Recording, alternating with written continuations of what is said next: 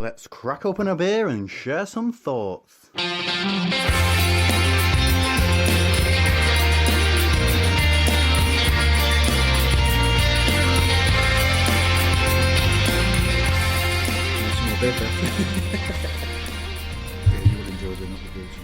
Yeah, I think you'll enjoy the dog bolter as well, actually. So we're here in Manchester at long last, and we are being hosted in the Beer Nouveau tap room. Thank you, Steve. Cheers, Steve, for hosting us. And we are with the guys from Beernomicon, Ross and Tom. Welcome to part one of our epic two-part crossover event, as we've been billing it. It's going like Lord of the Rings and podcasts, but I think I want at least like 10 hours of this now. That's the extended version that we'll put out at Christmas for people to download. Absolutely, yeah. You can only have the extra content if you pay for it. And we are going to be talking about everybody's favourite beery subject, which is Untappd. So we're going to get into what are our 10 commandments of Untappd shortly. But everyone's 10 commandments, not just ours. It's not just ours, these will be. These will be written into stone. Yeah, you can't see it because obviously it's a podcast, but there's a burning bush in the corner. And we're being told what to say. Yeah, somebody's going to climb the mountain and come back with it all written in stone.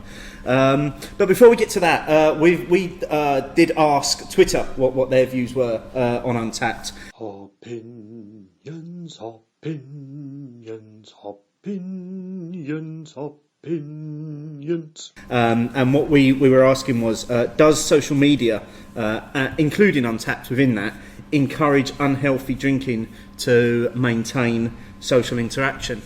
Because we want to get people's views on whether we're being driven to drink more by the social medias. So 57% of people said that it's about everything in moderation, which I suppose it is, and we had quite a lot of people commenting that, well, I've got willpower, so I'm not That's led easier astray sometimes than others, isn't it? Yeah, it's like you always go into a session thinking I will be drinking moderation, but then 2 hours later it's a bit like, and you're singing and I'm having a good time, I'm going to stand on the table and have a little dance, and then it's Never a good seen idea. you do that. there's still time. It's still early. It's still early. Yeah. Wait till he's had some more 1064. Yeah, absolutely.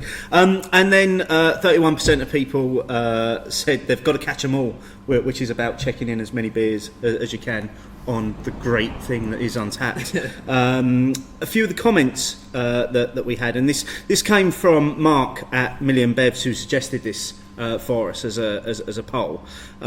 His comment was that he'd be the first to admit that he uses social heavily, drinks a lot, and spending habits were out of control too. And I think that possibly can lend itself sometimes to always chasing that next big release that you see on Twitter. Well, the fear of missing out. Yeah. It sounds like a cry for help last week. I think it was actually, because I think Mark has recently, he's just he's going through a process of deleting all of his social media accounts because he was on a mission to drink as many beers as possible.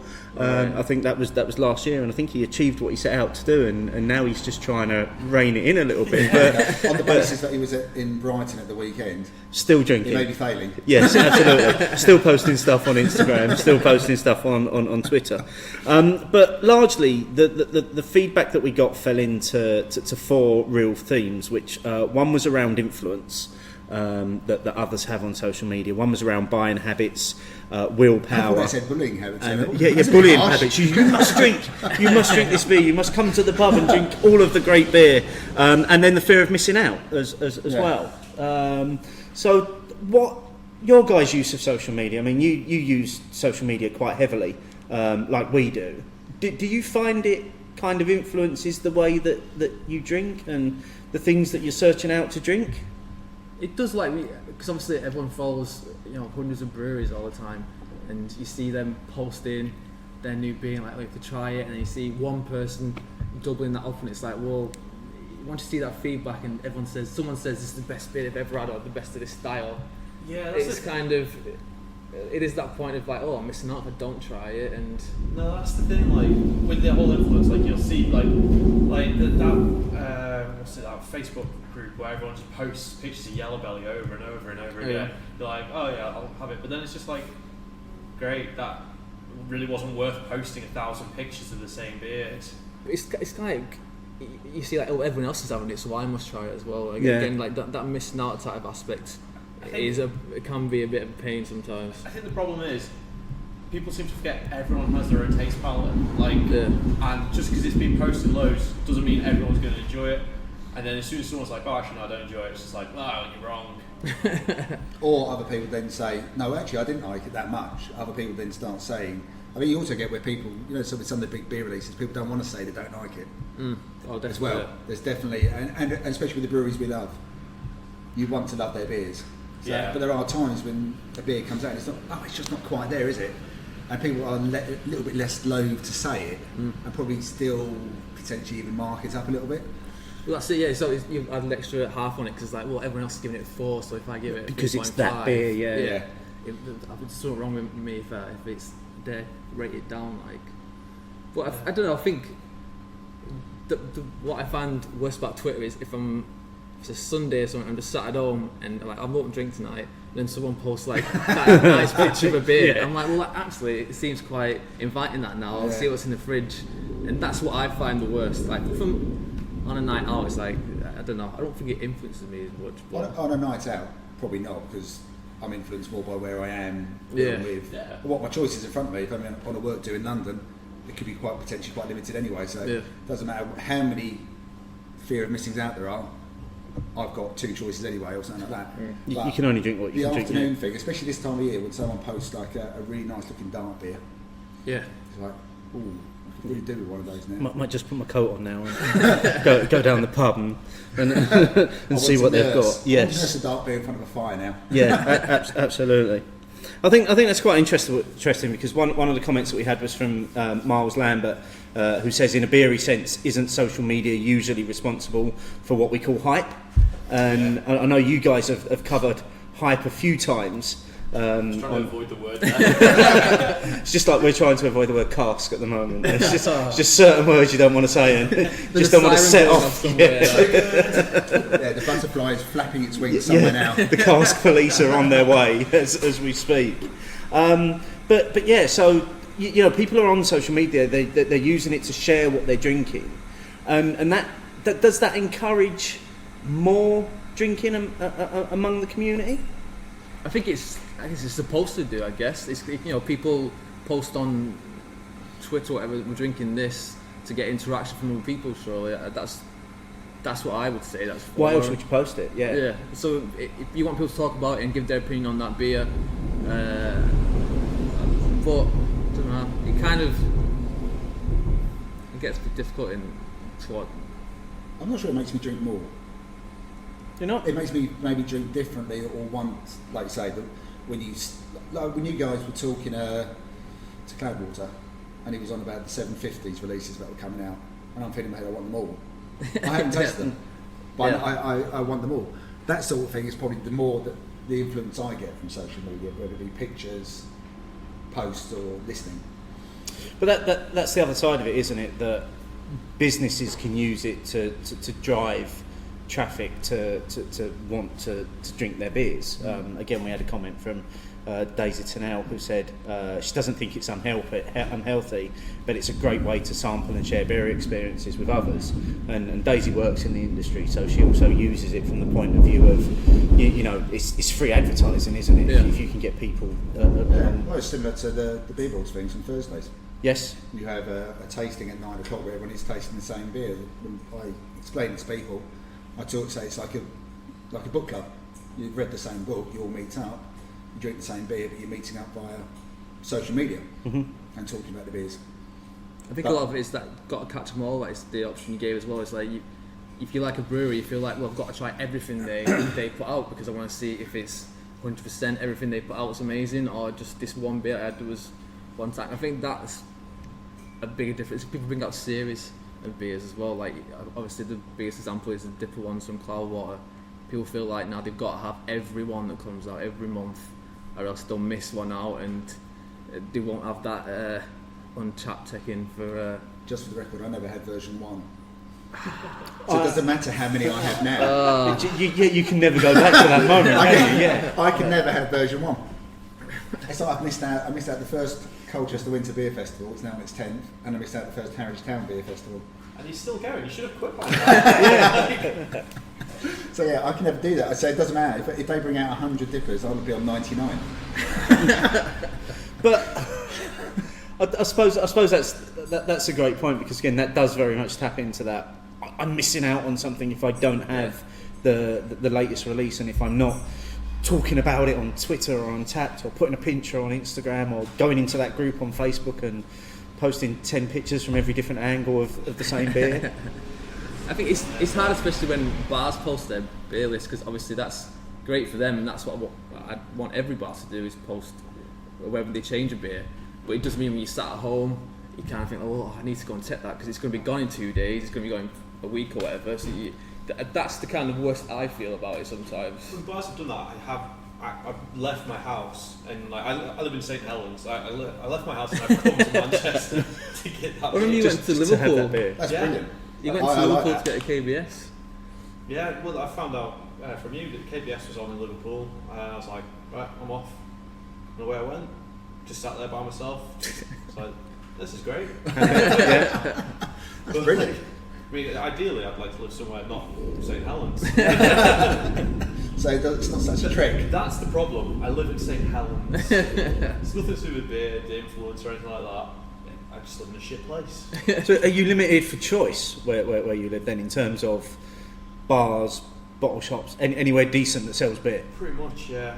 I remember I walked past a pub and they had a bottle of 5am in the window, like a really old, like the sun is like stained the label and like burned it off. I was like, just pop in, see what they're about.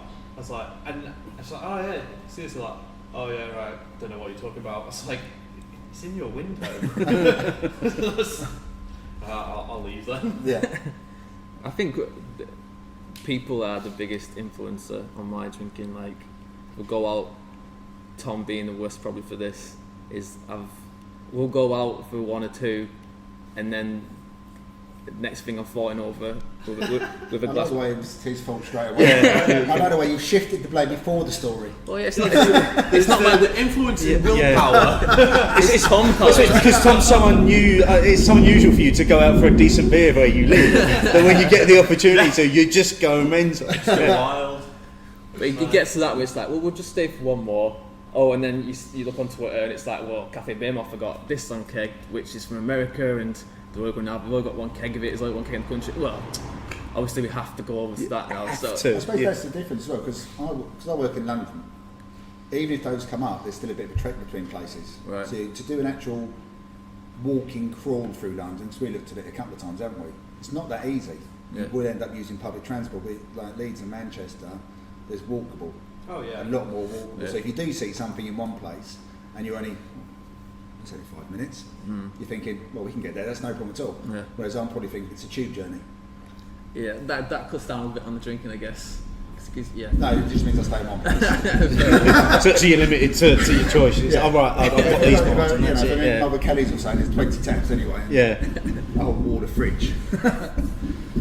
Well, I think again the point there to make, and probably just to wrap this little bit up, is Nate Dog 27. So Nate Southwood said that, and I think this is a great quote, that social media doesn't encourage unhealthy drinking, but the people on it do, if it's unintentional, because it makes it look like it's okay to drink every day. Yeah. And I certainly follow enough people on Untappd on Twitter that do literally look like they're drinking beer every day.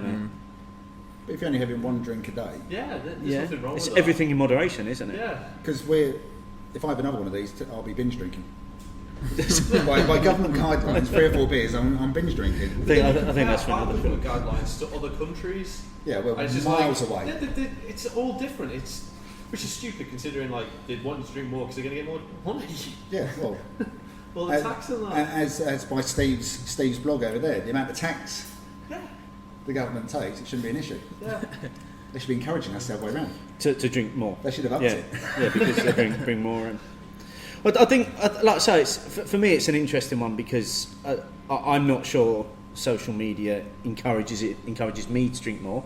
That's for sure. Maybe sometimes it is responsible for me maybe chasing the odd beer because you'll see it posted and you'll be like, I have to have that. My beer spend's gone up. How my beer spend has gone through My the beer roof. spend's gone up. Yeah. Someone had said I'd been in a sushi restaurant buying a bottle of beer for like £6.50 just because it was a Buxton beer, rather than having a pint of some Japanese rubbish. Which I was astounded at when you told me that on the way here. But So, I saw a beer there that I knew I'd like.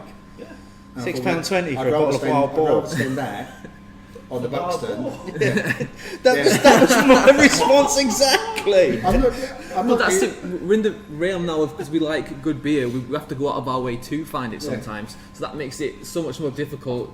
Because, like I said, you don't want to go to a restaurant and have Carling or a Sashi I or was whatever. pleased. It was my friend's 40th. We went there, and I looked at the bill and thought, bloody hell! I'm expecting Kirin, Asahi, Sapporo, which they all had. But then suddenly there was a beer from Runaway and there was a beer from Buxton. I was like, okay, I might as well have that, even though it costs a bit more. Yeah, Yeah. I paid But, over the odds for a punk sometimes. You know, £6.20. my beer spend has definitely, even 5 years ago, someone said I'd been spending £6.20 on a free 30 bottle. I probably would have used a few short words. The one I always look back on, and I really hate myself for it. I keep bringing it up, like just you know how people always like lie in bed and they're like, oh, you're about to fall asleep, and then your brain reminds you of something you've done. You're like, oh, why did I do that? 15 quid for a third of Dark Lord in Copenhagen. I'm the complete opposite. I'm It chuffed was about fucking that. shit. It was amazing. It Quit, was- Dark Claw, quit hitting yourself. We paid 15 quid for it for a third. Bullshit. It Is was that the one one of that you said had someone else bought a bottle of it and you were sharing it with them or something, or did you just buy a shot of it? I can't remember. no, we just bought a third of it because it was on keg in McKellar Bar. So we just there was one where I went in that Himaraige and someone had Evil Twin like Can I have a beer, please? 750ml bottle. They had a sip of it. This couple and they had to go somewhere. So they put it behind the bar and went, hand this out. But I was away from the bar, so I was like, Kaylee, can I go? Please. She's like, Ross, just leave it. I'm like, no. And it's like pouring it to everyone sat at the bar, and yeah, I've never been more jealous in my life about that. But yeah, that completely different experiences with on the same beer that Dark Lord because Yeah, you loved it. yeah, I go to sleep at night like smiling because I had that beer. You're awake like. But the question is, did you capture the moment on Untappd? Oh yeah, Of course, of course. Picture and everything. Yeah. I was hammered. Yeah, I think we so all I didn't were. have the. Did anyone go to Copenhagen beer celebration and not come away hammered from what I know? Steve? No. Well, that was the thing. Crashed and burned. Maybe it was the hype though because it was Dark Lord and it was Free Floyd's because we'd seen it on Twitter and we'd seen McKellar tweet about how great You it know what? I was. think McKellar's blamed for a lot of hype. No, he is. Like, he always goes on like, oh, bring all these American beers over, like the half acre stuff, like Daisy Cutter and that. Just untied hands Got some full. of that standard. You know, there's plenty of great breweries here in Manchester doing much better stuff. America's a complete different thing. Well, though, we had like, mixed opinions about Vocal Banger, didn't we? Yeah, I really didn't enjoy it. You know, there was all that excitement over getting a can of this sought after beer, and I drank it, and I was like, okay, Yeah. I'm sure I can find a better beer in the UK than Okay, that. and not strictly related to what we're talking about here today, you guys need to carry on doing the Beer McKellar case. oh, we were podcast. just Yeah, you we can't were like, stop We those. have to do it. We are starting the campaign here. It starts now. Keep doing but even if it's not the McKellar ones, just get a box of beer and Well, we had This is to. the We, next plan. No, it has to be the McKellar ones because you guys know how much you've spent on it as well. So when it's and your reactions. we've got another idea coming up, which isn't McKellar box, which hopefully should be a bit, but it's somewhat similar. Brilliant. So Yeah. You heard it here that first. has to stay here. Yeah. That's an exclusive. It is indeed. It'll be the same amount, but hopefully better beers. But we'll see. But then, yeah, we're in someone else's hands. Yeah. So while we're talking beers, let's just have a quick round the table as to what we've been drinking while we've been chatting about that. So Tom, we'll start with you. I've got the Bridgewater IPA from Beer Nouveau, a 100% Fuggles hopped IPA. Ooh, I'm going to have to try that. We had it at the bottle share last week, and it was everyone's favourite. I think from what Steve was giving us, Yeah. it's spot on. Excellent. I dive straight into one of the beers from the woods. Steve's got a 4 going at the moment. The 1064, which is based on an old broadside recipe, Steve. Yeah, so and it's definitely got that broadside quality about it. And being a big Adams fan, I mean, I loved it. Yeah, I'm looking forward to diving into that one very soon. I think you're up next for that one. I definitely am up next for that one. I'm on the 1060, which again is a beer from the wood here at Beer Nouveau, which is an old dog bolter recipe as well, and it's absolutely doing it for me. It's dark. It's got these beautiful sort of like chocolate notes going on in there. It's just it's a really enjoyable drink. Cool. That's next then. I've just finished the same, and it's part of Steve's like winter warmer series, and it's definitely warming me up. On this cold winter day, so he's doing his job at least. Are you trying to be an advert? Yeah, because by the time this is out, the beers would have been gone. Yeah, it's just for me. I want to build that hype on Twitter. That's what I want. Yeah. Put a picture of you'll never have I think Steve's doing a good enough job of that on his own. to be fair, he's tweeted 20 times in the 5 minutes we've been talking. Yeah, I'm surprised he's not got a picture of a live podcast recording going on in the brewery right now. I deliberately not. What, for the hordes of fans that will suddenly descend to be around us? It could take ages with the autographs. Absolutely, yeah. So let's move on to the main part of the show then. The 10 Untappd Commandments that will be written in stone that everyone will abide by. They're going to be up in every bar, every pub. We're going to have them behind it. And you got to follow these rules or else. They will be on Untappd as well. Never. But we can only hope. Now we're going to do the first 5 on our show with you guys now, and then we're going to cut the show there. And then we're going to carry on drinking and recording, and you're going to get the next 5. We're going to build hype in your show. between. And there's going to be a lot of hype in between, and there's going to be a lot of beer in between. So the quality of the stuff at the end might not be quite so good as. It'll be what you're used to from being on the sun. Yeah, absolutely. That's what we're trying to get you to. Yeah. Trying to get you to that McKellar box level by the time we get to Commandments 6 to 10. So let's make a start here. So we've done a little bit of planning around this to come up with the 10 Commandments. First one up is I am the Lord of Badge Wankery. Surely this is what Untappd is all about, isn't it? It's all about the badges. See, I like the surprise of a badge. I mean, I do enjoy the badge. Obviously, I've just got my 1000th badge, which I was telling everyone about when I was congratulations! When I was on 999, I was like, oh, nearly there, lads, nearly there. But yeah, did you plan what beer? No, that's the sort of thing. I like the surprise of it, and I didn't get a badge for it, which is annoying. But no, I'm saying I don't like badges, but I was annoyed by that. If you got a badge for having 1,000 badges, then you'd only have you wouldn't only have 1,001 badges. I should have got the 1000th point. badge at 999, really, shouldn't I? So. Anyway, yeah, I don't. But was the beer good? The one which got the 1000th Yeah, badge? it was part of the bottle share, so I can't remember where it was, but it must have been pretty good. I can go and check, but so that's the beauty of Untappd. You can check. Yeah, you can go back and you can check your check-ins. Yeah, that is the best thing of it. But badges, I like the surprise of it. I don't drink beers to get badges because it's kind of. So it pops are up we at the end. apart from say the Macmillan Big Beery Night that you do once a year, Where we encourage people to plan and get badges because we all had to then donate more money. Do you plan badges? No, I don't think I plan them, but I think if occasionally Untappd will release a blog saying there's some badges coming up, and if you know there's an easy badge to get, I might go for an easy badge. I've only done it once. I was going to a beer festival with Carl at the Harristown Brewery a couple of years ago. Me and Michael, my son, quite likes the badges element of it because it's very much on the Pokemon thing as well. And they said any beer with the word summer in it. To get a badge? Yeah. And Nice. I was in a summer beer festival, so I sent Michael off saying, "No, can you go and nominate a beer for me and Carl to have?" And he came back and said, "There's one with summer in it." We'll have that.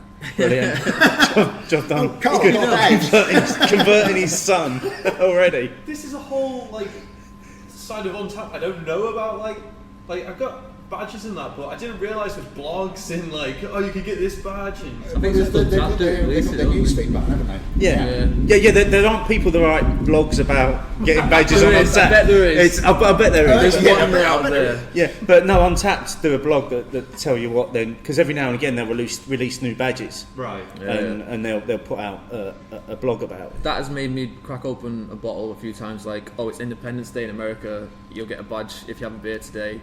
I wasn't going to drink today, but I'll have a bottle just to get the badge. So See, I think you should have to have at least American beer for that. I think it's almost any beer, isn't it? It's got to be. it's got anything, to tap into the I flavour. get Hasn't the it? Thanksgiving badge for like just having a pint. I was like, what? Yeah. Fuck off. And it lasts more than one day as well. Yeah, it's like It's like 3 day 3 or 4 weekends. days, isn't it? Yeah. So the badges are a nice thing at the end of a good beer. I think it's not something to I think seek out. for me, it's just they're fun.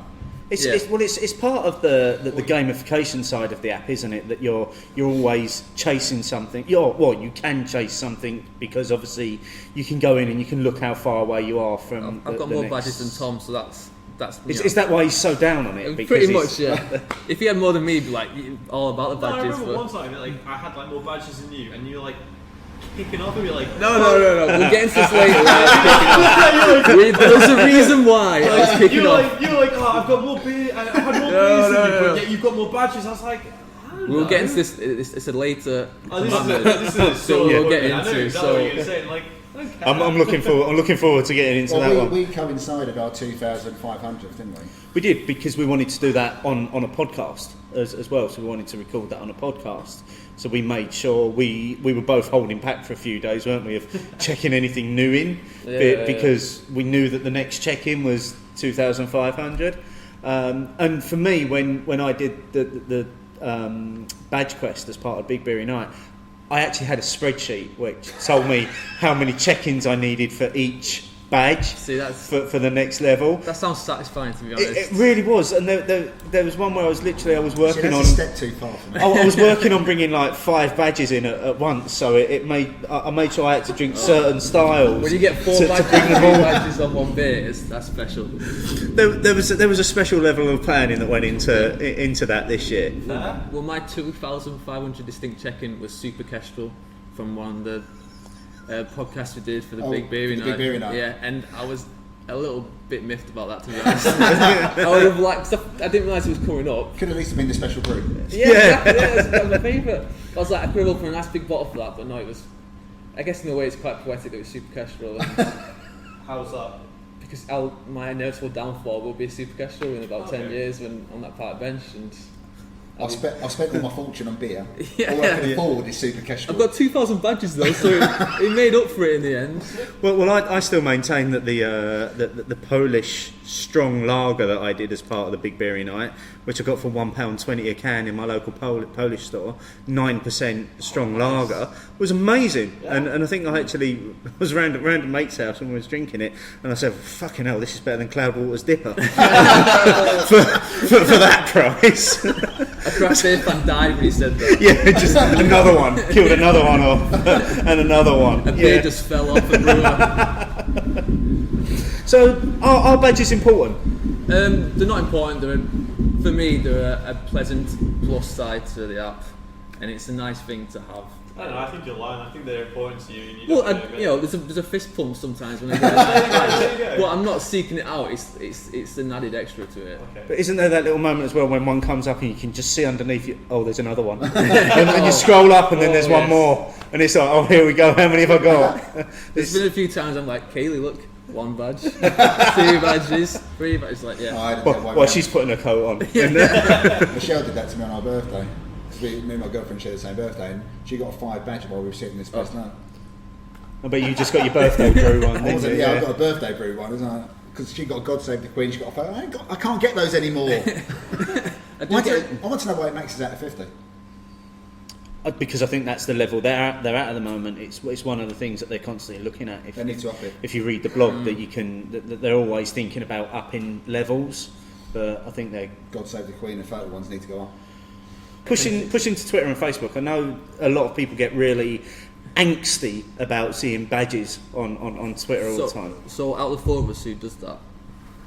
So you both do that? Yeah, right? I don't do what? Yeah, sorry, raised hands don't work on a podcast. Do they? So okay, at that point, folks, both Martin and I put our hands up in the air, proudly displaying our badge wankery. You do it though. Do what? So when you check in something on Untappd, it comes up on your Twitter feed. Yeah, just don't mind. Just like, I don't really like use Twitter all that Bullshit. often. I push He it. knows But exactly no, what he does. But I only push what I choose to because it doesn't do it all the time. Steve. Yeah, I think my badges go through all the time because I haven't switched that bit off, but I've switched off. Oh, you can pushing switch it it on and off. Yeah. Yeah.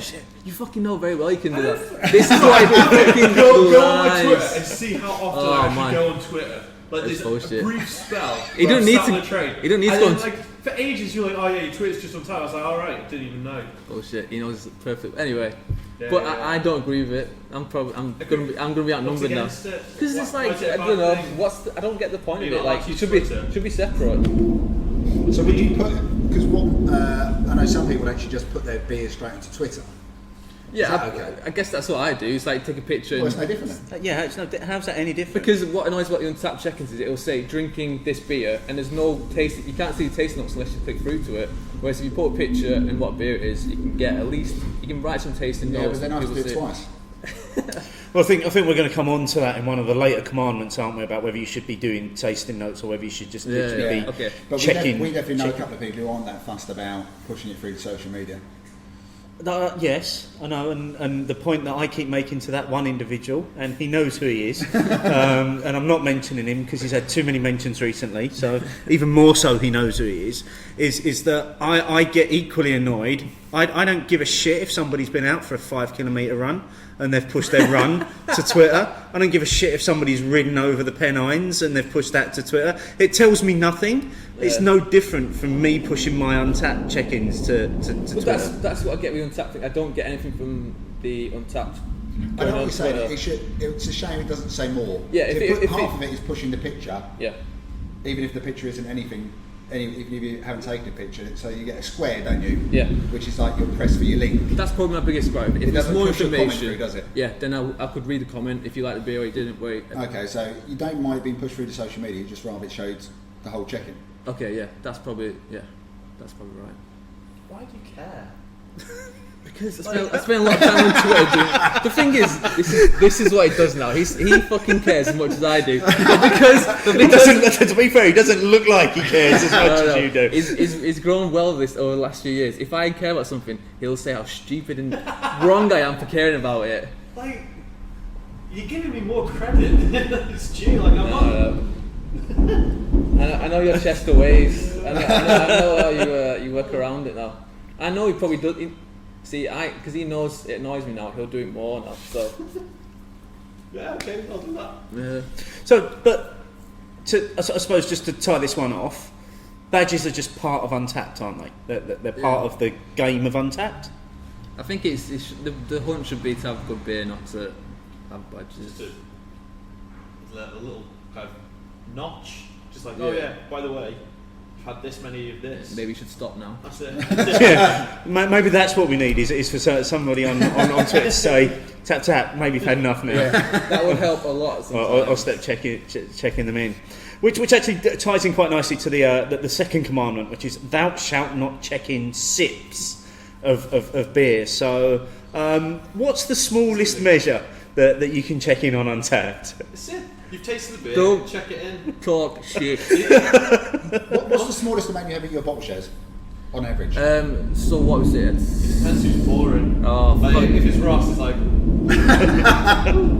This bit is phone for you. another podcast to talk through that. The smallest I've checked in was at CBC. Those little glasses. So that was what? yeah, cheers, Mikkel. 50 cl was it? No, Maybe 50 millilitres, maybe 100 millilitres, and I checked all those in. But I think you should pay for it most of the time. Obviously, there's extenuating Why? circumstances. Because What does that do to the beer? because you can't taste the beer properly from a sip. You can't. You should be giving money into the. I think the two are unconnected. I don't think the two are connected. So if Well, I you need nick to- If you go to a fine, brewery tour and they fine. offer you, Yeah. I'm Exactly. not sure because I've had some sips of beer that I've no, not but enjoyed. No, SIP's connected to money. Oh, Whether I pay for it or not.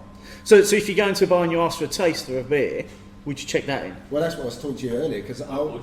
Really? was in Yeah, Dublin. I'll go into a bar and I'll be like, I'll taste all this. I'll check it all in. Well, just and fucking- then I'll just go. And then you'll leave, Yeah. having not paid for a single beer. In Dublin, I was there with some mates who aren't really beery mates. There's one of them who does, but the others weren't.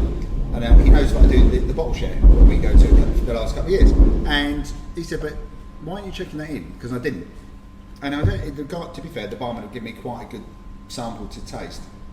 And I said, well, because I've decided, I think because I decided not to have it. If I'd had it, I would have checked it in. Yeah. I would have checked it in as the pint. And he said, well, how much do you have when you have the bottle share? And I said, well, actually, sometimes less. So sometimes someone brings a rare 330 and it gets split 8 to 10 ways. Yeah. That is quite a small amount. Yeah. And I would still check that in, I have to admit. It's weird because there's certain, for me anyway, I impose certain rules about it on myself. Whereas, so if I go to a bar and have a sip, that I can't check that in. Whereas Tom will happily have 8 sips and check it. And then, say if we have 4 different beers here, he'll have a sip of mine, sip of yours, sip of yours. Oh, I'll check all 4 I of wouldn't those. do that. But what about, say we shared the Brewdog Hop Shot, which is only 100 millilitres, so you've got 25 millilitres each. So that's, that's different. That falls into one of my rules where I would check that in. But then, You just make your life harder for I know, but I like the idea of self-imposed rules, because I think I had that before.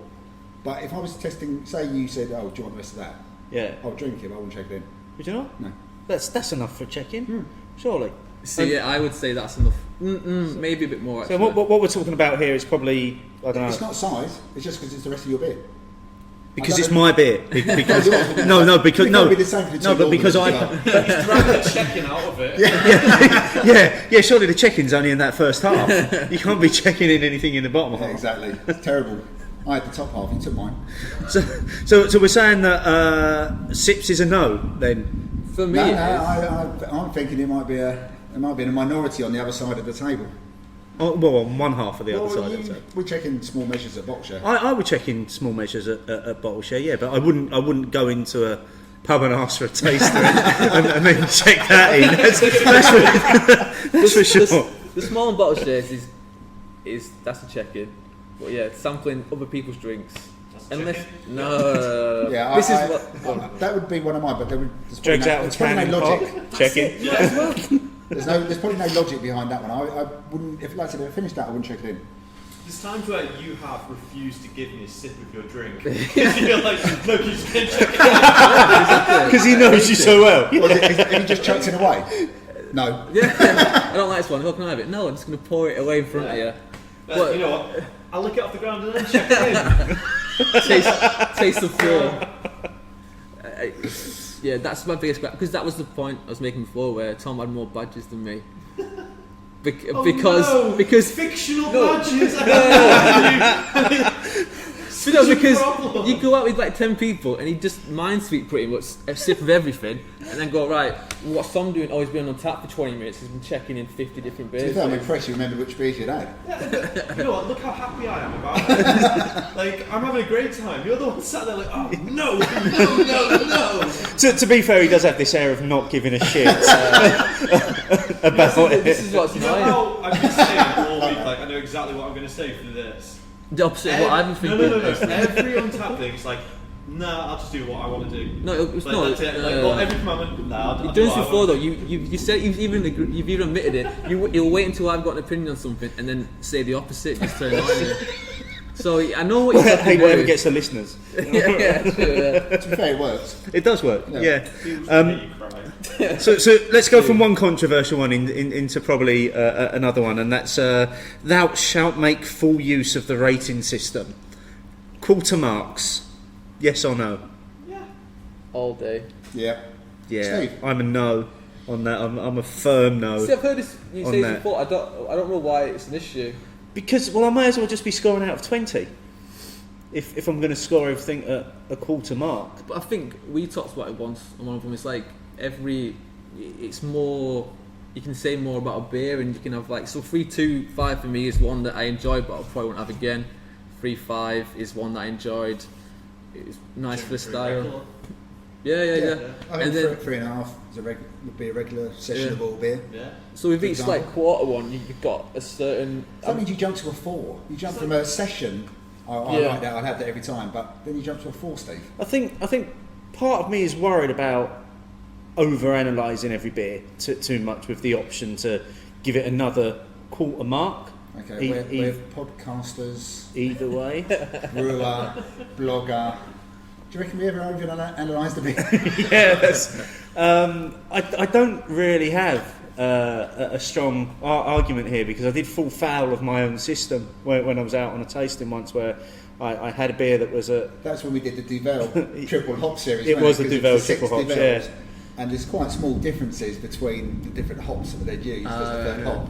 And a quarter mark was just enough to. Quarter mark worked perfectly for Well, those I was stuck because there was a beer that wasn't quite a 3.5 and it wasn't a 4. and I'm literally stood there with it in my hand saying, I don't think I can check this beer in. I don't know. I don't know what to do. I actually don't think I can do it because I've got to use the quarter rating system, which I'm just absolutely against. You know you could get a badge for using the quarter rating. In that case, I'm all over it. as of right now, I'm all over the quarter marks. I don't know. It just felt like a step too far for me in terms of breaking a beer down into quarter marks, but I can see the benefits of it. Just for the record, I did actually message Untappd when I first started using it, saying could we have quarter marks. So it's They came back to me first of all and said no, and then a few months later they did start using it. So they couldn't give you any money for it, basically. So Yeah, they said no. Legally, they said no. Okay, so having established that I need to start using the quarter mark system Today, still on the rating system, what about beer styles that you don't like? How do you rate those? Do you ever rate on, actually that's a good example of the style, but it might not be for my palate? Yeah, like, well, I use Untappd personally for me. It's like my own backlog. That's why I'll quite happily check Innocent because I know I've tried it. That's fine. But like when I'm rating something, I'm very well aware it's my preference. I know at the same time sometimes it can come and reflect badly on the brewery, which I don't want to do. I don't want to make them look bad or anything. But if I am giving it a low mark for whatever reason, I'll put a good comment in saying this is why X, Y, and Z. So if anyone actually does care about what I've rated, they'll read that and then hopefully understand. Yeah, I say I do the same. It's like just a little comment saying, like, I don't like smoked beers that much, but comment saying I don't usually like them, but for this style it's quite nice, and people can kind of take your checking with a pinch of salt. We had that comment come in on the poll from a brewery quite close to here, so Chorlton. Made a comment that I saw yesterday someone drank one of our beers knowing they didn't like sours just to acquire a badge. The shark has been jumped. So I would agree with that, because that's a step too far. If you're doing it just to slate it and then go, I've got a badge, that's too far. Yeah, I don't like sour beers, but I'm going to drink a sour beer. You're not say that example. You're not a farmhouse saisony, the really funky ones. No, I'm not. You know, the really grassy barnyard kind of ones. It's not your thing. No, but if I'm presented with one, particularly when we're at bottle share, because they seem to be what every fucker likes to bring to bottle share. I'm sure people do it just to wind me up. They only do it so they can look different. Yeah, brilliant. Oh god, look, it's got a cork and a cage. Well, to be fair, I bought a very traditional winter warmer last time, and I wish I'd bought a farmhouse. So.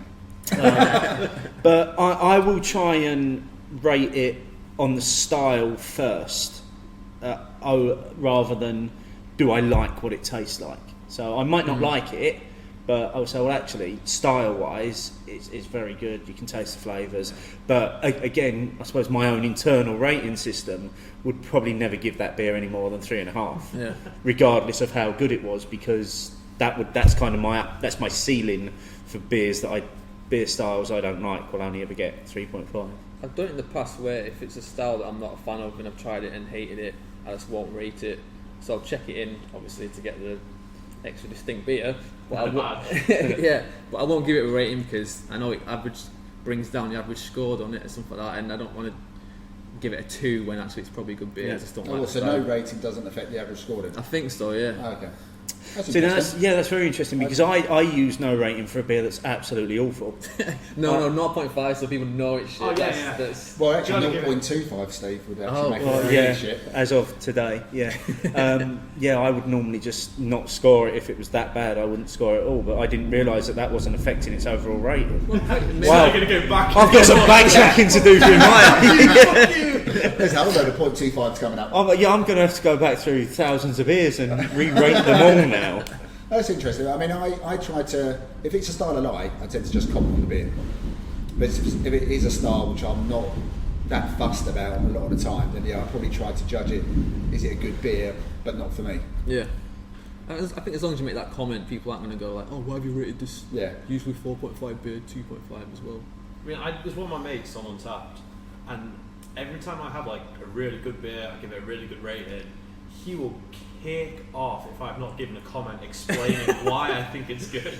But you've only got so many characters to explain it, haven't you? He's like, oh, where are your tasting notes? Where are your tasting notes? I'm like, fuck off, I'm drinking. I'm not going to sit here and do an essay.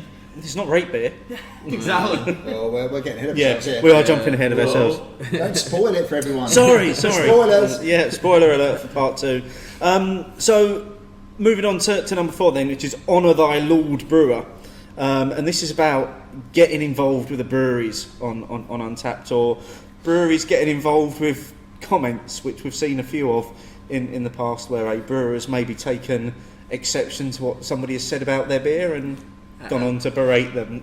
There's some chuckling going on in the background. You've never done that, have you, Steve? No, I get involved with people. If they say there's a condition in beer, I get involved. I've said to people before they've had dodgy bottles, find out where they got it from, go out, make sure they get a replacement and that sort of thing. Or someone really likes it, occasionally get interacted with it. I don't drunkenly go on Untappd. No, but we have seen examples of that before. Oh, yeah. that people have then very quickly screenshotted and put straight on Twitter. What's going on Untappd? And then suddenly everyone's on there. Let's have a look. But how do you feel about that? How do you feel about brewers getting involved on Untappd and commenting on what people are saying about the beers? Is it any of their business? Yeah, I think it's good, but I think like when people leave comments and like if they're shitting on a beer, they need to be constructive and say why. Yeah. That's cool. If brewers get involved, it needs to be constructive. It needs to go to it shouldn't be like throwing mud. Like I don't think they should do at all.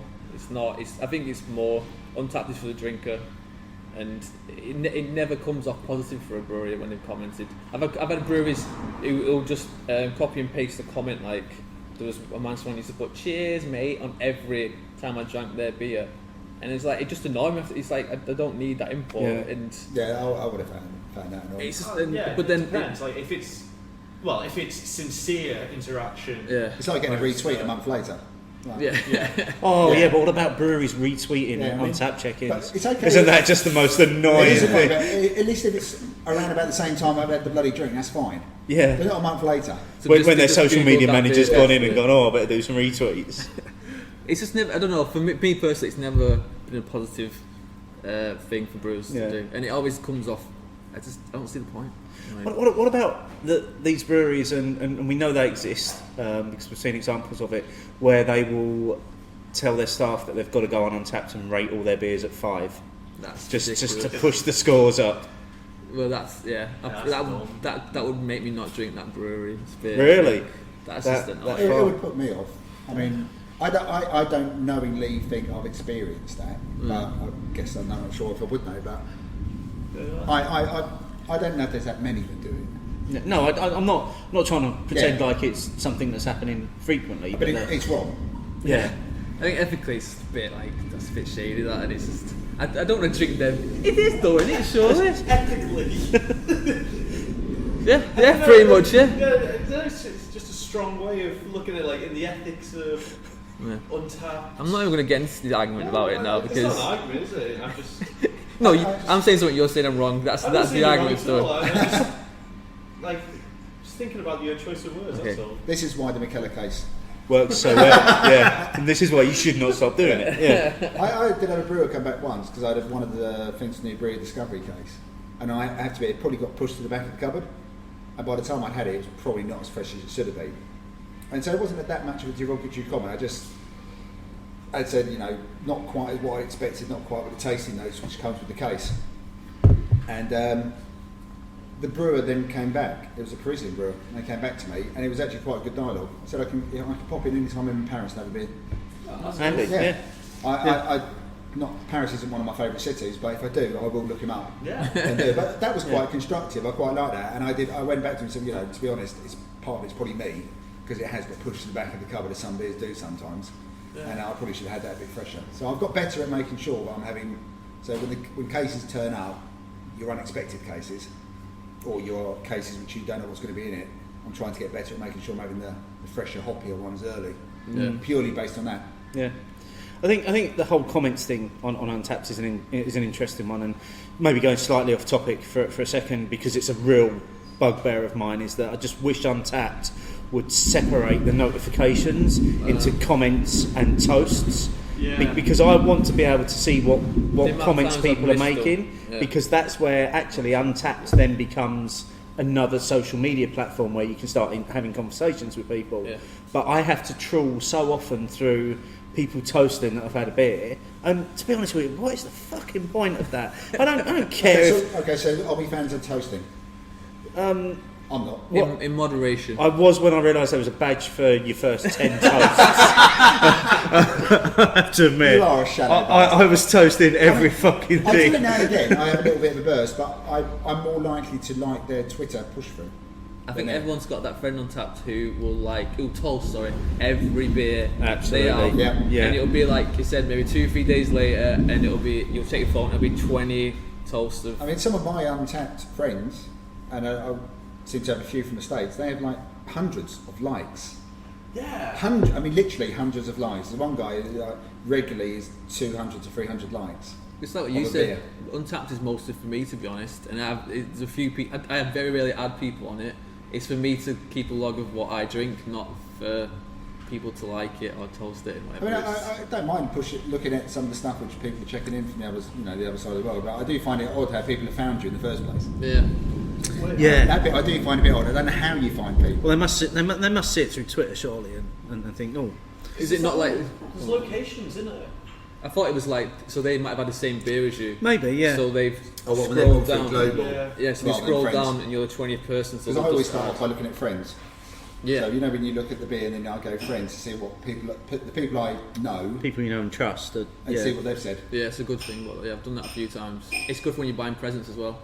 So I'm going to get someone something if I'm like, well, they haven't tried it before. So I Let's can go get through it. it on But tap. they Yeah. love the brewery. Yeah. And that brewery really likes to engage in discussions. I won't buy it then. Yeah. Yeah, I wouldn't have it. So moving on to the last of the commandments that we're going to cover on this part of Okay. the crossover. Is there going to be a cliffhanger? Oh, I don't know. I hadn't you thought got a about doing a cliffhanger into cliffhanger at the end. Maybe. Every good crossover has a cliffhanger. Who knows? Maybe. Well, I've just been served another beer, so maybe I'll Fall off the cliff. reveal what beer I've been served right at the end, but not give my tasting notes until part 2. That should be enough, shouldn't it? You mean just before you say it's a 3.75? Yes, absolutely. Just before I use my first ever quarter rating system. So number 5 is thou shalt use images. Do we use images on Untappd? Do we? So like the photos. Yeah. When I started, I used to take a photo of every single beer. I guess I've gradually got on and on with it. I'm just kind of like, I don't care. Like I'll take a picture of like a beer that I like I don't know, like where I'm drinking. Maybe I'm drinking somewhere nice. But oh yeah, cool. Or if it's like a nice design, I'll be like, oh yeah. Or maybe I'm just bored. But I don't know. I just kind of fell out of routine. I do it more when I have bottles at home, I think, because it's nice to have, I think, the bottle in the picture, whatever. And yeah, if you've been in a bar, sometimes it's a bit awkward to be taking pictures of every drink, and then you realise That your flash is on. yeah. And everybody's sitting there going, you absolute wank. But then it's just 10 pictures of pretty much the same glass in the same table, and you just think, well, what's the point at the end of it? It's just, it's nice to, especially if it's like I said, if it's a different location you've been to, or it's a nice bar or whatever. But yeah, everyone is like, it becomes, and there's no badges for it anymore. Yeah, I know, I've maxed out that level, so I'll still take the occasional photo because I think, oh, that's, like you say, I can make that look quite nice. Yeah. I actually want to share that a little bit more, but so our pictures are beer boring. I'm getting fatigued, beer fatigued, Like, quotation marks by them now. It has to be a bit more than just beer, I think. It's something special. Like, yeah, I don't want to see another shot of a can of Jackhammer. Say, I mean, I've seen it 1,000 times. or specifically a can of Jackhammer, which is just balancing on the side But, of the yeah, glass. perched Yeah, on I it. was gonna. I hate that. I was gonna say, where's the whole Lego thing come from? beer farts. Beer Yeah, farts. he started that, and now everybody wants to Yeah, put like- toys in there. He does it really well, but he just becomes. Has he got most Lego? He's got like different ones for every beer. It's ridiculous. He carries because I interviewed him a couple of years ago. We interviewed an indie man, didn't Yeah, I we? interviewed him Indie Man. He basically, what he does before he goes out anywhere beer drinking, he'll grab like a handful of Lego and he'll just put it in his pocket. This guy's and, brilliant. and then he'll just make whatever he can out of whatever he's got. That is mint. I love that. That's really good. Yeah, of People course get you'd love paid it. quite- there was a program about Lego, the adults who build Lego. Yeah, Oh, but the Christmas one. yeah, but you check his Instagram and he's getting like 400 or 500 likes on every picture he's doing. That would be more about the Lego than the beer. Yeah. It will be. Hashtag Lego. Well, now that I do the prizes prize, I can honestly say that yes, I find a lot of beer pictures boring. But Because they often are it's just the dull, same aren't picture. they? Yeah. I think it's nice. It's nice to make an effort sometimes. But yeah, if it's just the bottle and the glass, it's like, well, Yeah, for a lot of the time I pick ones based on where it is, yeah. rather than picture the beer, and it doesn't even matter if it's a brilliant beer because I can't taste the beer on a picture. Yeah. Yeah, yeah. It doesn't matter, you know. Have you seen them Instagram accounts where it's people like, oh, beer photographer, and they've done like loads of just pictures of beer, but like, oh, I'm walking somewhere, and, like drop leaves, so it's like a CNS advert and all this. Like, what the? Didn't someone get in trouble with that recently? There was a picture from Instagram which someone I can't remember who retweeted it, which had it was a little bit racy. Oh, there was like someone with like a skirt pulled or something, and the Yeah. bottle was in the foreground, and the background was like a woman pulling a skirt. Sorry? Evil twin. Yeah, That was it. And she had her underwear around her ankles. Yeah, it was like, Yeah. you know, no, that isn't helping either. Yeah, No. that wasn't any help at all. His practices. I mean, talk about like retweeting. Wait, hold on. Bad. Why did they get in trouble for that? Well, because the picture was taken independently by someone else, but Evil Oh, Twin he retweeted stole it. it. Ah, No, right. he did it. Apparently, it's something that he does. He just, for him, it was arty. Still stuff. Yeah. It's basically. just But like Evil woman's Twin, ass, I think like- Evil Twin made the mistake of Right. retweeting it. Yeah. I probably didn't think about it first. Right. I mean, well, he screen prints bad reviews of his beer on Untappd and retweets some of that. So Yeah, there was It's- a bit of a thing over that a few weeks back as yeah, well. it was wasn't one of Yeah. their big in stouts. Someone gave it 0.5 on Untappd. Yeah. Print screen it, and then proceeded to go through this guy's Untappd and say, "Oh, but you rated Coors Light 3 out of 5. So what fucking dumb shit, basically." Oh, It's it's like- Funny. Well, maybe that's his thing. There's that guy. Because it's all about taste, isn't there's it? that guy who drinks Budweiser just on Untappd. Yeah, he's got something like, isn't He he got, goes and some, checks in. got something about like 6,500. No, it's way more than that. Is It's it more way than that We now? looked at the Magic Rod, didn't we? Clayton brought it up. yeah. And it was That is way more brilliant. than that. All he checks in, I think he gives it 5 out of 5. all the time. Yeah, That's It's- commitment. I like that commitment. If, you know, It's Budweiser. he's like total check-ins, unique check-ins, exactly the same number. All of one beer. 5 badges. Yeah. 20,000 check-ins. Doesn't care about badges. Well, he should care more about badges because it's all about badges. But what about going back to the pictures in Untappd? The actual settings in the Untappd app Rubbish. don't help you with oh, your Why? it goes to square all Yeah. the time. That fucking pisses me right off. It's like they've used the old Instagram Yeah. app for the photos. Like, It's like a bottle's fucking long shapes, one nice long yeah. thing. It's like, I'm surprised there's not frames. Basically, every bottle looks like a stubby. yeah, it's perfect for cans, but anything else, it's fucked. Like, especially 750ml bottles, forget about it. No chance. It's got the artwork and that's about it. Yeah, it's just like archaic now. I don't get it with the picture settings at all. I generally tend to avoid the picture settings in it. Yeah. I think the whole app really is archaic though. Like the whole tagging people in, it just everything Yeah. just seems slow. And It does. The It's tagging people in clunky. thing doesn't work, does it? Because you're tagging their Untappd username, Yeah. but that doesn't relate to anything else. So when that then pushes through to Twitter, it's just you've got to check in this random name Yeah. in the middle Yeah. of it. That weird. It is a bit of a strange one. It's a bit clunky. I mean, I use it as a diary. It's my log of beers. yeah. And on that bombshell, On that bombshell, there you go, perfect. So I suppose just to sum up what we've covered and What have we established in this half. Well, we love badges. yep. Some of us love badges. Without seeking them out. More than Okay, others. without taking them out. Sips, we're still a little bit unsure about whether we're Loves it. love sips. We're probably Sports veering sips. more towards than against. Yeah, but not going into a bar and asking for a taster and then Yeah, checking probably that. against that one. Yeah, Walking probably out. against that. Yeah. And never buying a beer there.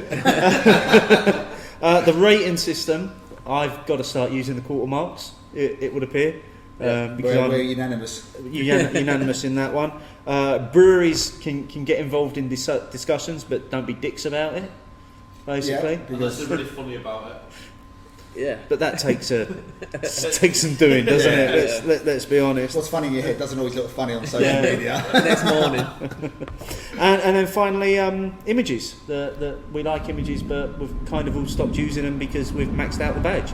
Yeah. Mostly. Yeah, when fair Untappd sort the badges out for it, we'll all start. We'll be back on there Let's again, say won't we? you can get to 100. Yeah, you'll just have a Twitter feed of constant images from Untappd of everyone going, yes, come on, more pictures. Okay, well that's been great. So we're going to cover off the remaining 5 commandments In part 2. on part 2 of The this. sequel's never as good as the original. It's not a sequel. It's not a sequel. It's a crossover, It's a remember? crossover. It's an epic crossover. I think So you get the conclusion of the discussion. Yeah. It's good. Batman versus Superman. Don't say that. Oh, you're going off down a path that we could possibly never come back from. Flash and the Arrow. Oh yeah, I heard it. Yeah. No DC. Just all the Marvel stuff. Yeah. Yeah. Well, cheers to Yeah. part 1. Yeah. Cheers, guys. Cheers. Cheers.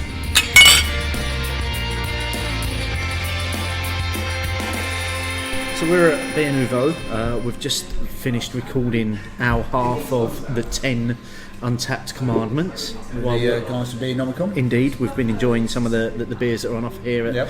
Beer Nouveau, and we've got Steve with us from Beer Nouveau. Welcome, Steve, to Hopinions.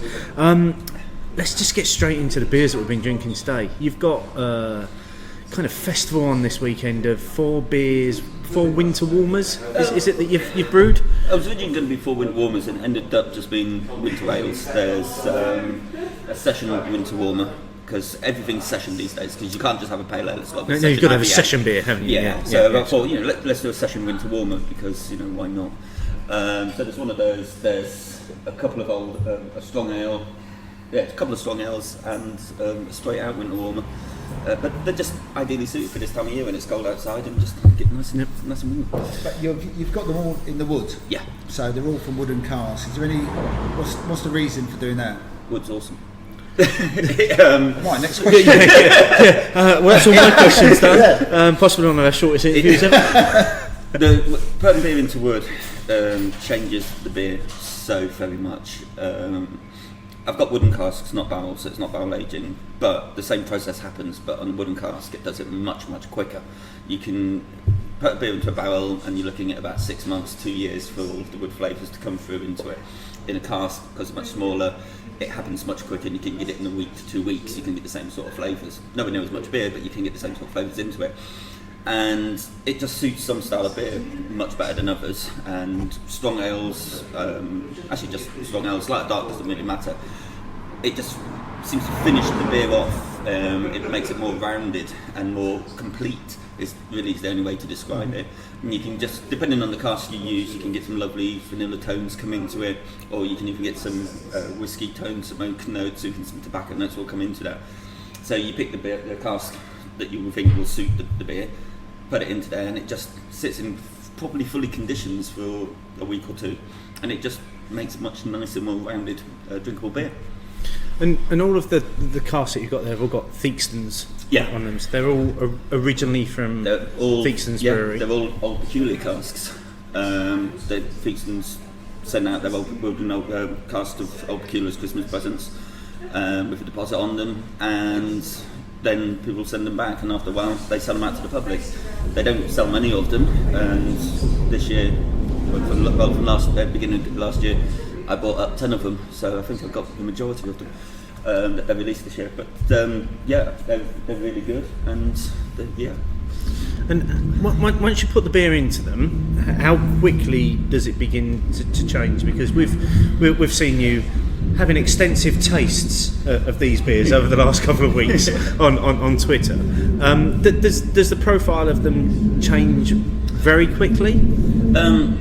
Inside the cask it will change about the same speed as it will inside of the normal cask once it's tapped, once it's opened. I mean, I tapped these ones yesterday. No, I don't know what day is it. Thursday, Tuesday. I tapped them on Tuesday and tried them there.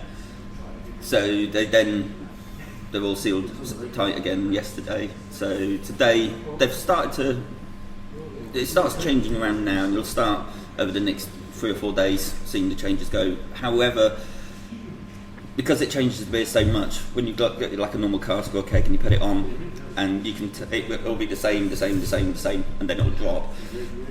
From a wooden cask, it's a much less noticeable change. It gets a bit more sharp, a bit more not even sour or not even vinegary. It just, the wood comes through more and more. It's in a normal cask, when it starts oxidising, it just happens to all of the beer, and it just gets oxygenated or oxidised. In a wooden cask, it's all coming in through the wood, so it just makes the wood come through even more. So it does change the flavour of it. Sometimes it changes it for the better. Sometimes it just really makes it awful. So let's go into each of the beers that we've tried in a little bit more detail. So 1048, that's one of your own recipes. Yeah. Just a session warmer. Took He's used the word session again. I know. Fucking his session beer. Yes. What's the ABV on it? Don't know. 4.6. Okay. So you can call that a session. You can call it a session, yeah. But I just hate the way everyone's stuck session on it these days. It's not. It's a winter, sort of like a traditional classic winter warmer style recipe, and I just didn't. Just dropped the malt down, so they came in about half the strength of what it was going to be, or what it could have been, and it just seems to be a nice, easy drinking winter warmer. So where did you get the recipe from to start off with? Was it an old recipe that you? No. It's one. I started brewing 28 years ago, doing homebrew. So I've done winter warmers over the years, and it's just that sort of combination. It's just sort of there. And so I just did a weaker version, and it just seems to have come out nice and easy. I found it very. It was very easy. Sessionable. Dare I use that word? It's probably the sweetest of the ones that we had. Yeah, really sweet flavours, but just so light on the feel. It was very light. Yeah, and just really easy to finish. That one. I think with winter warmers, the amount of booze that's in them balances out the sweetness that you get, because that doesn't have the booze in it. It's still got the same combination of crystals and the malts and that sweetness comes through more without the booze being there to hold it back. Yeah. So let's talk about the next one, which was the 1060. Which was one of the two that I was very excited about, because this is an old dog bolter recipe, isn't it? Yeah, I've got a friend who used to be a Firkin brewer. She gave me her recipe notes. Eddie Gadd, who brews dog bolter, he publishes his notes out anyway. But so I got that recipe off her, brewed it on my small kit, and then put it into wood, because I've always been a fan of dog bolter. It was an absolutely gorgeous beer. It really was. For a time it was, it was really strong. 6% beer. Whoa. Yeah. But for now. But I really wanted to put it into wood and see how the wood would affect it, and how it could be completed, as it were. And so I just jumped at the chance to brew it. I think it's just such a great beer. I can still vividly remember drinking dog bolter in a Firkin pub, and literally thinking I was a dog's bollocks amongst my friends, because I was drinking a beer that was like 6%, and they were all on their 4.2% lagers, and I was like, check me out. When they were helping me back to the car at the end of the evening, you were still trying to say, check me out. Maybe not so much, but for me, I really enjoyed that. It was perfectly balanced, and it was just so easy to drink. It was. It was too easy to drink. It was almost ahead of itself. Yeah, absolutely. Yeah. So many beers were. We seem to be bringing things out now in this industry and saying, this is new, it's brilliant, it's great. Yeah, they were doing it in the 1800s. Yeah. Barclays X, as an example, is a mild. It's from the early 1800s. It's 8.5%. It's about 100 IBU. It's very pale. These days it'd be classified as a double IPA. Then it was a mild. We're not bringing out anything new. We're just doing new hops into it, but the flavours are really quite identical. When you use a lot of English hops, you get the same sort of flavours. And you do that quite a lot, don't you? You like digging into old recipes and recreating history. Because when you did Indie Man, you came up here for a few days last year. For the history of IPA, the history of IPA, which was you had an amazing set of beers. How many beers did you do for that? 12. And you tried I managed about 6 or 7 before I had to. I literally couldn't get any more in me. Rubbish. Come on, I did over half. He did 12 and he didn't bother trying the rest. I couldn't physically try that. I think it got to that point because they started off. The first 2 were about, and this is what he does. He lulls you in. First 2 are about 4 point something percent, sessionable, and then there's a jump to 6.5, and then it's 8.5, and then it's on from there. And that was what did me. So what obviously before we get to next bit, what is it about the old recipes that you want to try and get out of it then? I kind of want to prove that beer used to be good, and too many people, I think, just sit down and they talk about beer and how it used to be awful, and modern breweries are really great, and old breweries are really crap. And we say, well, no, because I remember even when I started properly drinking in the early 90s, beer was actually pretty good, but everyone's got this opinion, no, beer was always crap. And I think it comes from the fact that the only beer they sort of remember is from the 60s, the 70s and the 80s when it was crap. But you go back even further, and I think that those brewers, I think they really knew what they were doing. Their equipment was minimalist compared to what some of the breweries have got now. I mean, a lot of breweries, you just push a button and it does the same thing again and again and again. They didn't have automated temperature control, they didn't have sight lines and flow meters and all of these sorts of things on it. And yet they were able to produce a beer that must have been good enough so that those breweries could get bigger and bigger and bigger, buy out other ones, and people would keep drinking those their beers. When you look at the size of some of the Thai pub estates that some of the family brewers have, especially around here, they're massive. These breweries became very rich families. So the beer must have been pretty good. So yeah, I just kind of like to prove that. Get some of these old recipes, brew them so that we can actually see what they were like, and either say, well, yeah, that beer was good, or no, that was actually really crap. And so far, generally, the beers are good.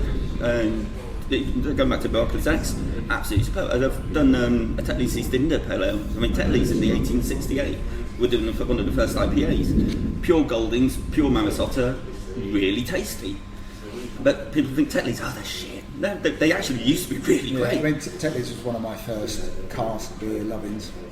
I used to be part of the pub quiz team, and the home pub was a Tetley's pub, and that was their beer on cask. So I fell in love with that. Yeah, this is it. It's fantastic. It's good, but you talk to a lot of people and they say, Tetley's, that's awful. And it's like even Green King, Abbott Ale used to be an amazing drink. I used to seek it out. Fantastic. Yeah. Abbott Reserve is it's a little bit like what Abbott Ale used to be like, I think, the Reserve, but it's still not a patch. No. Still not a patch. It's such a shame. Yeah, it really is, and that's kind of what I'm wanting to prove here. And this is why we do 2 sorts of beer here: really old styles or totally bizarre, mad new stuff. How do people that come here for the first time, how do they respond to the old style beers? Because I can imagine that sometimes they might be a bit of a challenge to them. Not usually, no. But a lot of time people don't even realise that they're drinking a historical recipe. They just drink a beer and they like it. Well, hopefully they like it. Usually they do. And they just drink the beer and think it's a beer. And I think this is because heritage beers are pretty much the same as what we've got now during the craft movement. They're not really that dissimilar. So people just come and go try a beer and say, that's quite nice. And then they'll move on, say, from a heritage beer to one of the keg IPAs and that. And there's not that huge amount of difference between the two. But there aren't many people doing heritage beers in the UK, are there? You've got to be one of a very exclusive club. You get some of the big regional brewers dip back into trying to do certain bits of their ranges and dip back into their recipe books, but not many. Even Heineken did one recently where they got the grains and regrew the grains in its own field, and they reharvested and cultivate their own yeast, and they got the hops all grown now. And from what I understand, the beer that they put out, they invited lots of people over to the brewery, the beer writers and that, and it was just Heineken, and it wasn't overly special. So I have to unfortunately. That'd be really. But they put a lot of money. What does it taste like? Heineken. Tastes like what you get down the co-op. Half the price. So let's come back to the last 2 beers that you've got in the wood there. 1064 is a beer that you're calling Not Broadside. Oh, I'm calling it 1064, but I just write. Originally, you wrote on it. Yeah, I write on like my casks notes of what the beers are actually are before I come up with the names for them, or just so that I know which one's which. And yeah, that one's not broadside at all in any way whatsoever, other than the recipe. That's good. That's good. Yeah, and we're both massive broadside fans. Yeah, and it's completely coincidental, but I liked it a lot.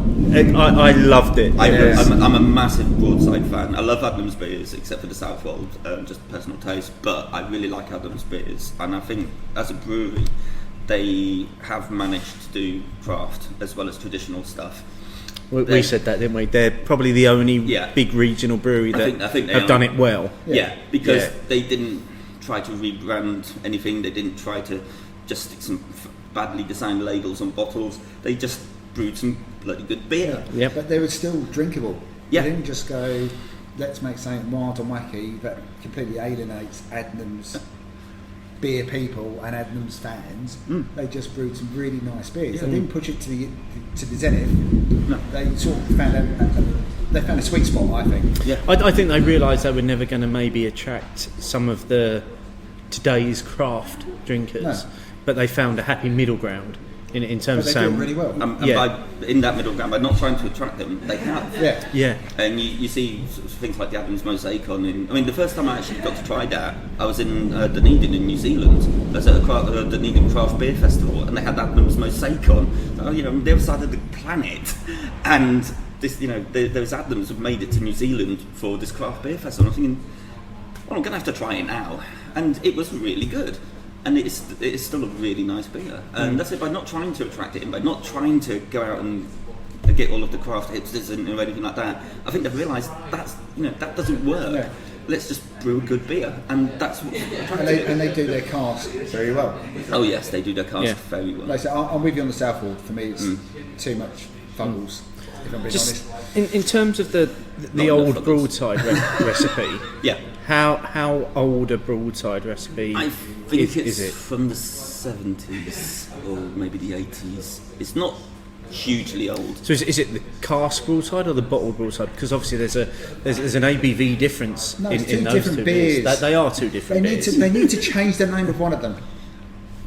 Seriously. I agree actually. When I you've got a beer that's essentially 2% difference in a bottle than it is. It tastes different. Yeah. It's like when they started messing about with Wedgwood's Hobgoblin as well. If the ABV is that different, it's not the same beer. You can't translate. If you drop it 0.1% or up at 0.1%, fine. But if you drop it 2%, no, it's a different beer. I mean, broadside and cask is about 4.8 or something. Yeah. And the bottle's 6.2. Yeah. Yeah, the bottle's the That's- highest. That's quite a difference. But the bottle is. The brilliant. bottle's how it should and taste. I feel like that's what broadside is. And I think the cask cask should used be to be more renamed. than 4.8 then. Yeah, but I think the cask should be. It did, but renamed. they dropped the cask version because they were worried that people wouldn't, in your standard pub, wouldn't drink a 6% beer. Then what they should do is Don't bolt the sold all right. have a competition and rename it, rebrand it. But the Yeah, cask but Yeah. which one remains Cask. broadside? Yeah, I'd say broadside's the bottle. broadside's got to be the broadside bottle. is the Yeah. bottle. Yeah, the bottle broadside is definitely the best one. And when you can get that on cask, that's nice. They did the barrel aged one recently as well, didn't they? Yes.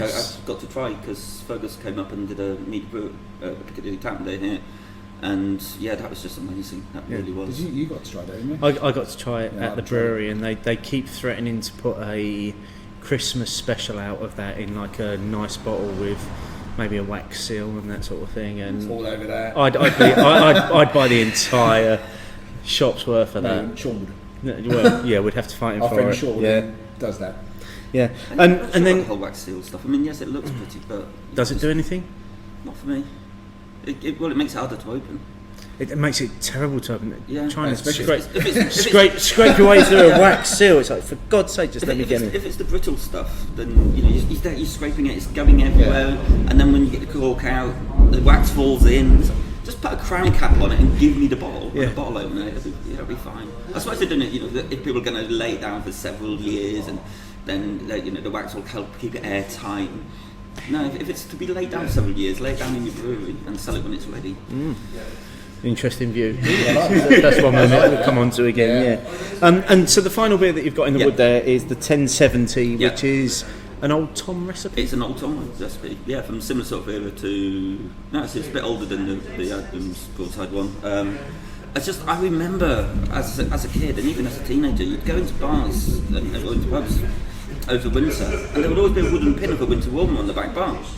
And people would be sat there drinking it in the thirds. It's the only time you ever saw nips in pubs. People would be having a third. So it was a nip. A nip's a third. A nip's a third. Yeah.